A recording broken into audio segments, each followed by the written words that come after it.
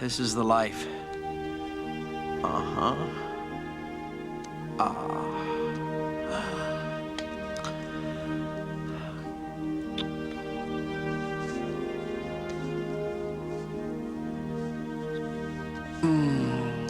I could get into this. This is Koroba. Oh, yeah. Koroba.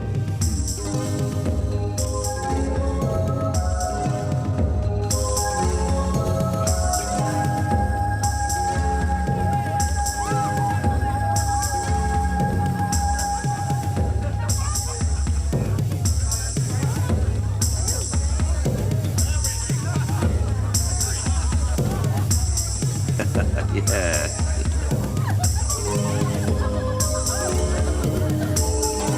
Welcome to class 1 and maybe 2 of slave positions. This is actually how do I put this? This is actually a two-part, I'm pretty sure it will be. Slave positions are, crap, there we go. There are many litanies of service, he said. I believe you're taught one of these at the pleasure, said Olander. Forgive me. Yes, master, she said. I'll now recite it, he said. Yes, master, she whispered. As Cabot noted, there are many such litanies, challenges of questions, responses, or such. Kurt of Gore, page 101. I'm going to lift everything up so you can see us because of the way the camera works. Thank you. She asked me, what are slave paces? Their movements, attitude, positions, as such. I would design to display a slave. Witness of Gore, page 26. Okay, now let me say something about these page numbers. If you have a book in America, they'll work. However, if they happen to be the French edition, the German edition, the international, or the online edition, the page numbers aren't going to match up. I just want you to know that we at least looked it up and know where the hell it is. Um, this class is about verbal questions, however, when you're tested or put through your paces. You're going to be expected to do both movements and responses, and you'll find out I did another class called Basic Positions. And it is found in, let me show you, there. You will see that I have what's called a Gore Video Library in Second Life. In there, there's a slave file. Look under Playlist, and you'll see it says Slave, Warriors, Collar, Basics of Gore. If you go into the playlist, you'll be able to find the other particular ones that deal with the positions. Okay, moving on. Quote, I watched as interested the girl's tears in her eyes responded, and he swiftly issued abrupt commands. For more than 4 eon, he put her through a swift staccato regiment of movements, a set of slave paces, assessment paces, designed to exhibit vulnerability, decisivity, and public exhibitor. Basically, it shows you're well trained. And I'm going to be honest, a good slave should have these memorized, and it does show you've been trained. There are a hell of a lot of girls that say they're gory and stuff that A, don't know this, A, B, don't believe it. So let's go through these. Um, Once she asked me, what are slave paces? Their movements, attitudes, positions, and poses designed to display a slave. All right, here is something I've seen in many, even in BDSM deals. What are you? I'm a slave girl. What is a slave girl? A girl who is owned. Question, why do you wear a brand? Answer, to show that I'm owned. Question, why do you wear a collar? The man may know who owns me. What does a slave girl want more than anything? Answer, to please men. Question, what are you? A slave girl. What do you want more than anything? To please men. That's in Book 5, Assassins of Gore. So we're not pulling these out of thin air. These actually came from the Norman books themselves. I do know a lot of girls in BDSM quote these. So these have permeated the community. Now, um, you did well, said Cabot. If you'd not been well, you'd been switched and then later examined again. So you would do it perfectly, Kerr of Gore, page 102. I watched with interest as the girl's tears in her eyes responded to his swiftly issued abrupt commands. For more than 4 eon, he put her through a swift staccato regimen of movement, a set of slave paces, assessment paces, designed to exhibit vulnerability, decisively and publicly her beauty.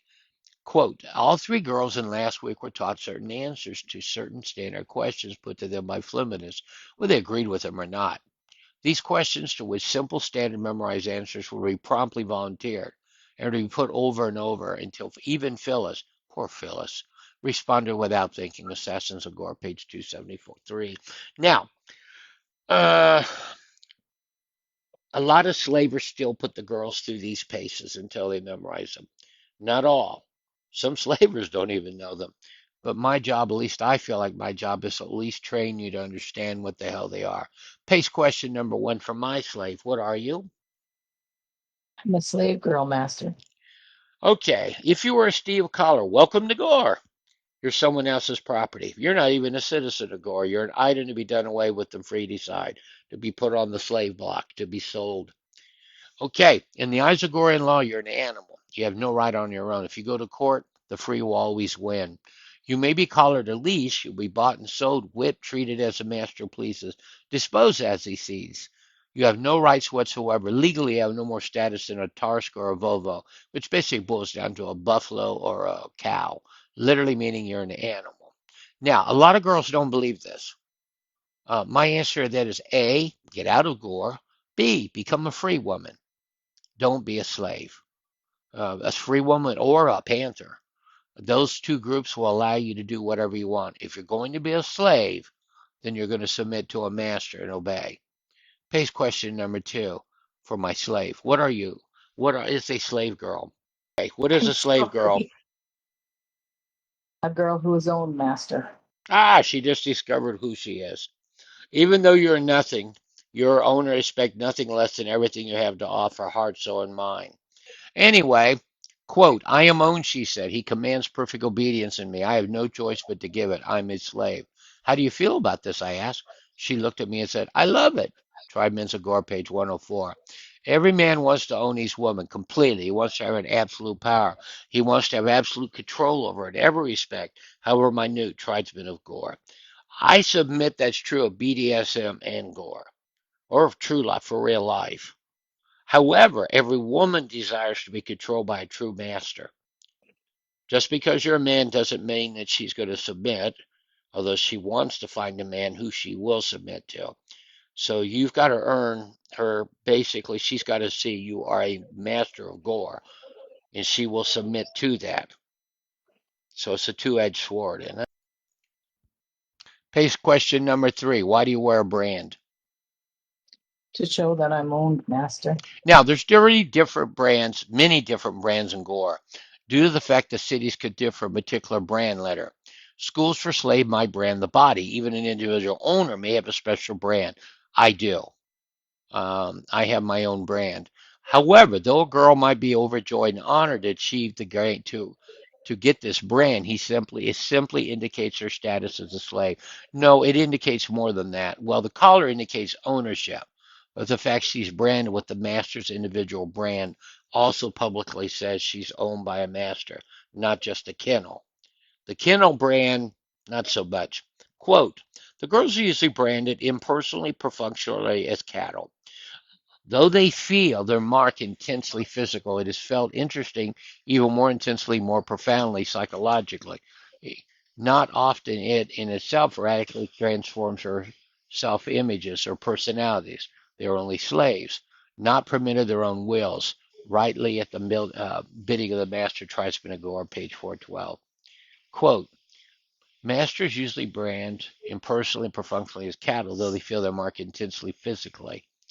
Okay, I think I just quoted that a second ago. Forgive me. While the brand is designating a slave as property, a collar identifies whose property she is. If a slave appears lost or run away, the collar will literally tell who she belongs to. Quote, slave girls almost never escape. The major reason for this is the steel collar, which adornedly encircles her neck. Reed promptly identifies her master in his city. Almost no one, of course, could think of removing a collar for a girl unless it be replaced one of his own. In fact, it's against the law to do so. Okay, what does a slave girl want more than anything? Please men, master.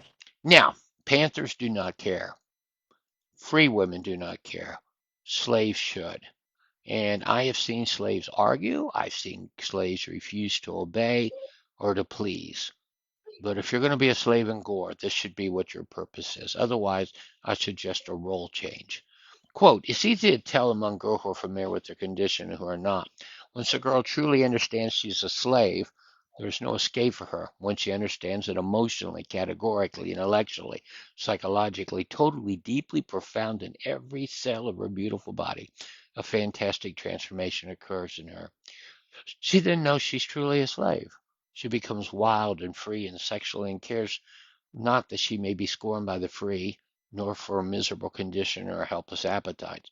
She knows she must be what she must. She has no choice. She's a slave. That is true in real life. That is true in Second Life. That is true in Gore. Women in the heart long to submit. This is necessary for the slave girl. She submit to die or die. Submitted, she's thrilled to the core. She lives in for the love and service bound by the will of her master. The joy of a slave girl may seem incomprehensible to the free, but it's a reality. I heard the lamentations of a girl in chain. It must be clearly understood that the life of the slave girl, of course, may be far from joyous. After all, she's a slave. Her will means nothing.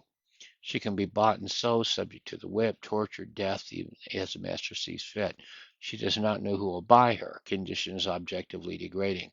Often she must labor with perfection to harsh master to whom she owes nothing. The glory of a slave is that she's a slave, and the misery of a slave that she's a slave. Beast and Gore.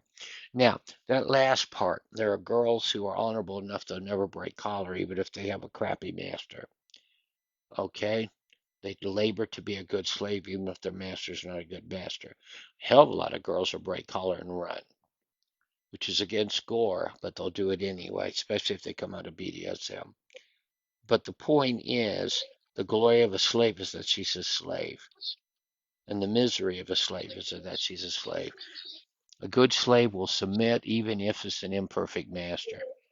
Now, the slave in front of you once committed suicide to get out of a collar. That's a whole other story. Killed herself and went on. But normally you try and avoid that. Question number 7. What's the duty of a slave girl, my slave? Absolute obedience and exquisite beauty, master. Yep, that's exactly right. Not only must we serve the free, we also be as the beauty while we do so. I have, and I'm proud to say, every one of my girls changed their AVs and purposely went to a lot of trouble to do that. And while doing so, often a girl is being tested with a single response, there'll be an answer chosen. The duty of a slave girl is for all things Gore and to be practiced within all things. The second is how she must thrive to do the first objectives. Slaves must please their jar at the center of everything she does. Make her fundamentally dependent on her owners. She must strive extra hard to please them. Before she will give them the pleasure of more classes. An example to show Jar's good control over the girl when she's serving the free. One is a duty to embody. The second is your duty to your jar, or master, by the way. I asked the question to my slave, what are the duties of a slave? I ask. They are complex and manifold, master. Uh, Generally speaking, I said, we are to be absolutely docile, she said, totally obedient and fully pleasing. This is the part I'm finding harder and harder, especially in today's world, both in Gore and outside. I have seen slaves go into IM, tell off masters, and then come back in and say, yes, master, in chat. That's not cool. The whole point is that if you're a slave in Gore, be a slave. Well, I'm not a lifer. I get that. But if you're a slave in Gore, be a slave. Don't go into IM, talk off the master, not, basically tell him to go to hell and then go to chat and act like everything's fine. Your job is to be a slave in Gore, IM or otherwise. If you don't believe me, go to the glorious city of R. Go all the way down the ramp after going through the marketplace. On the left-hand side, there's a huge poster that says for a fact that they don't care whether you're in IM or in chat, you'll be punished for what you say in either one. A slave is a slave is a slave. And I love that poster in the glorious city of R as you enter to the left. Like I said, become a panther, become a free girl. Do not become a slave if you don't know how to serve, if you don't know how to follow your master. And yes, you may get a little mouthy once in a while, but overall your heart should be to serve. That's all, folks.